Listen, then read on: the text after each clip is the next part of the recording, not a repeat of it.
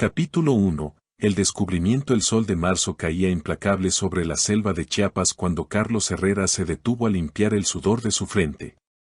A sus 42 años, había guiado a cientos de turistas por estos senderos, pero esta vez caminaba solo, explorando una ruta nueva para su empresa de ecoturismo. El aire húmedo se sentía pesado en sus pulmones y el canto de los tucanes resonaba entre la cecropia y los chicozapotes centenarios. «Pinche calor», murmuró, tomando un trago de su cantimplora. Llevaba 3 horas caminando desde San Cristóbal de las Casas, adentrándose en una zona que los lugareños evitaban, no por supersticiones, sino porque el terreno era traicionero y los senderos se perdían entre la vegetación. Fue entonces cuando la vio, una estructura que no pertenecía a la selva. Entre los helechos gigantes y las lianas, se alzaba una pequeña construcción de madera y palma, tan integrada al entorno que casi parecía haber crecido allí. Carlos frunció el ceño. En sus 20 años explorando estas tierras, nunca había visto una cabaña tan adentro de la selva. «¿Qué chingados?», susurró, acercándose con cautela. La estructura era sencilla pero sólida, paredes de madera de la región, techo de palma expertamente tejido, y pequeñas ventanas cubiertas con mosquiteros improvisados. Lo que más le llamó la atención fue la huerta, hileras ordenadas de chiles, tomates, frijoles y maíz criollo crecían en pequeños claros donde alguien había cortado selectivamente la vegetación para dejar pasar la luz. Carlos se acercó a la puerta, que estaba entreabierta. El corazón le latía fuerte, no sabía si encontraría a alguien adentro, vivo o muerto. «¿Hay alguien?», gritó en español, luego repitió en tzotzil, el idioma indígena de la región que había aprendido de su abuela. «Yecho Cauxul». Solo el viento entre las hojas le respondió. Empujó la puerta y entró. El interior era limpio y ordenado, con un olor a madera y a las hierbas medicinales que colgaban del techo. Una hamaca colgaba en una esquina, libros en español se apilaban sobre una mesa improvisada, y en las paredes había mapas dibujados a mano de la región, con anotaciones detalladas sobre fauna, flora y fuentes de agua. Pero lo que hizo que Carlos se quedara sin aliento fue lo que encontró en una caja de madera, una credencial de elector desgastada con el nombre Roberto Mendoza Herrera, fecha de nacimiento 1974. Y una fotografía de un hombre de pelo oscuro y ojos serios que lo miraba desde el plástico amarillento. Carlos sacó su celular, aunque sabía que no tendría señal. Sus manos temblaban mientras fotografiaba la credencial. Conocía ese nombre. Todo México lo conocía. Flashback, 15 años atrás la camioneta blanca se detuvo en el borde de la carretera que conectaba San Cristóbal con Comitán. Roberto Mendoza, ingeniero forestal de 35 años, se bajó con su mochila y su equipo de medición. Era marzo de 2009 y había venido a realizar un estudio de biodiversidad para una ONG ambiental. «Regreso en una semana», le había dicho por teléfono a su esposa Elena la noche anterior. «Es solo un trabajo rutinario, mi amor. Voy a documentar las especies nativas en la zona de amortiguamiento de la reserva». Elena, embarazada de 8 meses de su primer hijo, se había preocupado. «¿Por qué no llevas a alguien contigo?» «No me gusta que vaya solo». «No te preocupes, querida. Conozco estas selvas como la palma de mi mano. Además, necesito concentrarme en el trabajo. La fundación está pagando bien por este estudio». Roberto se adentró en la selva esa mañana de marzo, con su GPS, su cámara y sus libretas de campo. Fue la última vez que alguien lo vio con vida. Presente Carlos salió de la cabaña con las piernas temblorosas. Revisó los alrededores más cuidadosamente y encontró más evidencias, un pequeño taller donde alguien había estado tallando madera, pieles de animales, jabalíes y venados, correctamente procesadas y colgadas para secar, y un sistema ingenioso de captación de agua de lluvia. Todo indicaba que alguien había vivido aquí durante años, no solo sobreviviendo, sino creando una vida. «Dios mío», murmuró Carlos, «¿Roberto Mendoza está vivo?». Tomó más fotografías, marcó las coordenadas GPS en su dispositivo y empezó el camino de regreso.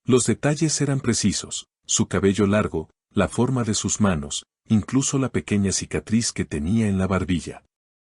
Roberto había tallado esto con amor, con memoria, con dolor. El doctor Ramírez, que había estado examinando los restos de comida y las señales de habitación reciente, se acercó al grupo. Por los signos que veo, diría que quien vive aquí salió hace 3 o 4 días. Tal vez a cazar o a recolectar. El fuego de la cocina todavía tiene cenizas tibias. ¿Cree que regrese pronto?, preguntó Elena. Es probable. La mayoría de sus pertenencias están aquí. No parece que haya abandonado el lugar permanentemente. Esa noche, acamparon cerca de la cabaña. Elena no podía dormir, así que se sentó afuera con el diario de Roberto, leyendo a la luz de una linterna. Diego se acercó y se sentó a su lado. ¿Puedo leer contigo, mamá?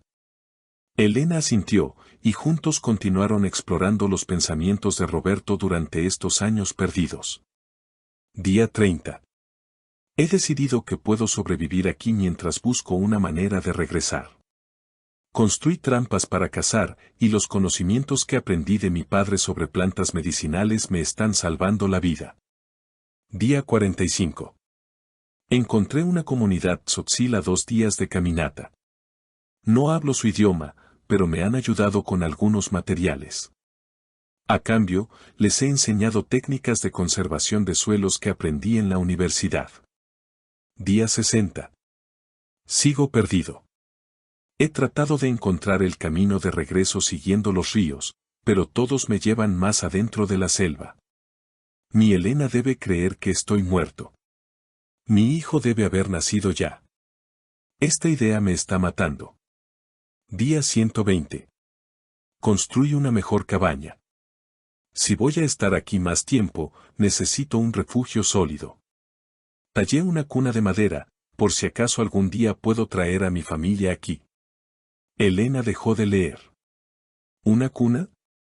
Entraron a la cabaña con la linterna y, efectivamente, en una esquina había una pequeña cuna tallada a mano, con detalles intrincados y un móvil de madera con figuras de animales de la selva. La hizo para mí, susurró Diego. Papá hizo esto para mí. Continuaron leyendo, día 180. Hoy intenté regresar siguiendo las montañas hacia el norte, pero me perdí aún más. Casi muero de hambre. Tardé una semana en encontrar mi cabaña de nuevo. Creo que la selva no quiere que me vaya. Día 365. Ha pasado un año. Diego debe estar caminando ya. Elena debe haberlo llamado Diego, como acordamos. Espero que sea fuerte como su madre. Los días siguientes en el diario hablaban de una adaptación gradual a la vida en la selva, pero también de una depresión profunda.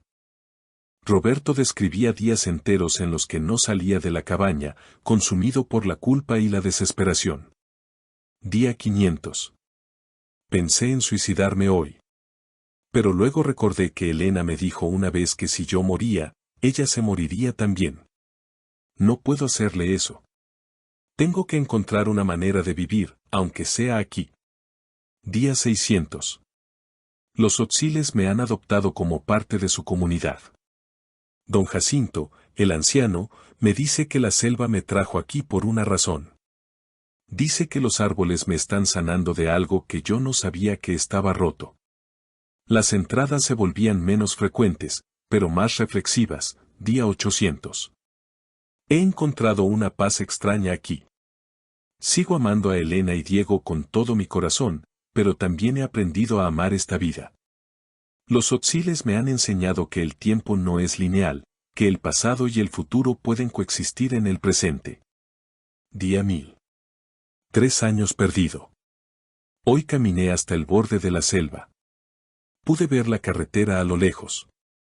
Pude haber regresado. Pero me di cuenta de que tengo miedo. ¿Qué tal si Elena rehizo su vida? ¿Qué tal si Diego está mejor sin un padre que lo abandonó? ¿Qué tal si ya no pertenezco a ese mundo? Elena cerró el diario, llorando. Dios mío, Roberto. Nunca rehice mi vida.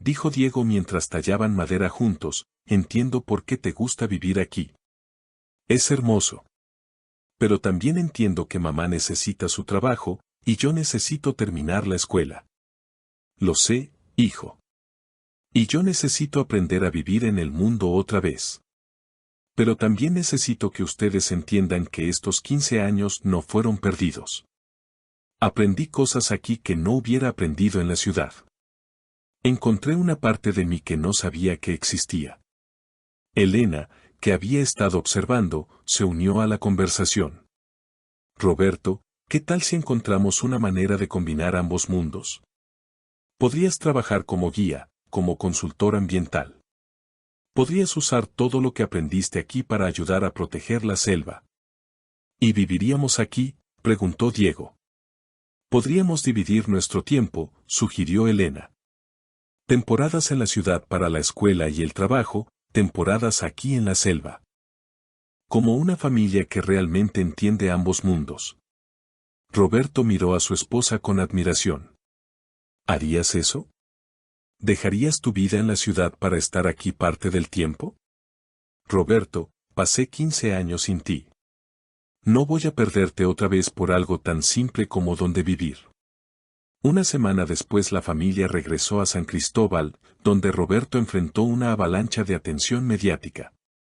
Su historia se había vuelto nacional, el hombre que sobrevivió 15 años en la selva, la familia reunida, el misterio resuelto.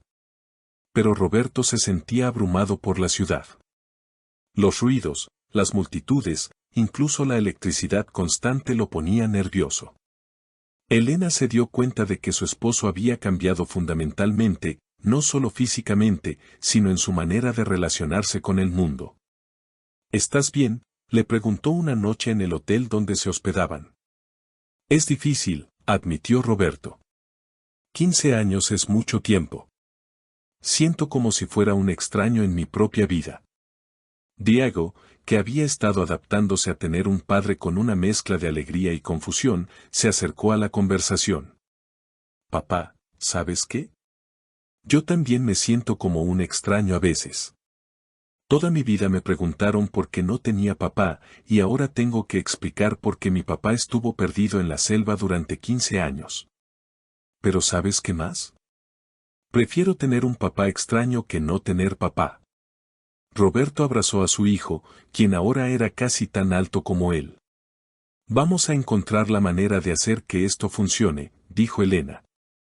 Somos una familia, y las familias se adaptan. 6 meses después Roberto había encontrado trabajo como consultor para una organización de conservación ambiental.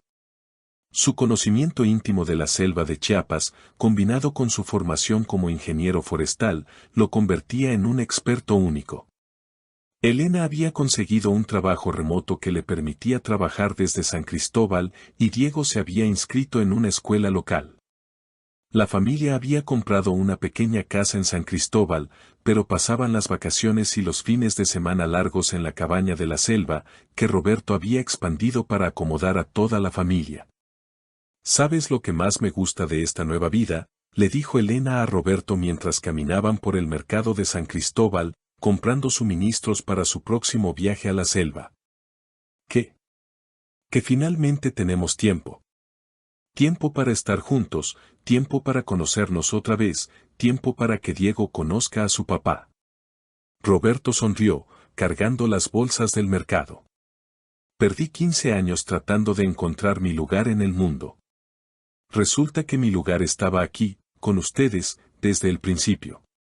Diego, que se había adelantado para comprar tacos de un vendedor ambulante, regresó corriendo. Papá, mamá, ¿adivinen qué? Mi maestro de biología dice que puedo hacer mi proyecto de tesis sobre las plantas medicinales de la selva. Dice que con todo lo que me has enseñado, podríamos descubrir algo importante. Roberto miró a su hijo, luego a Elena, y sintió algo que no había sentido en 15 años, la certeza de que estaba exactamente donde pertenecía. Pues entonces, dijo, será mejor que empecemos a planear nuestra próxima expedición familiar. Mientras caminaban hacia su casa, una pequeña familia reunida después de 15 años de separación, Roberto reflexionó sobre el extraño camino que los había llevado a este momento. Se había perdido en la selva buscando plantas raras, y había encontrado algo mucho más valioso, la sabiduría de que el hogar no es un lugar, sino las personas que eliges amar y que eligen amarte de vuelta. La selva le había enseñado a sobrevivir, pero su familia le había enseñado a vivir realmente. Fin.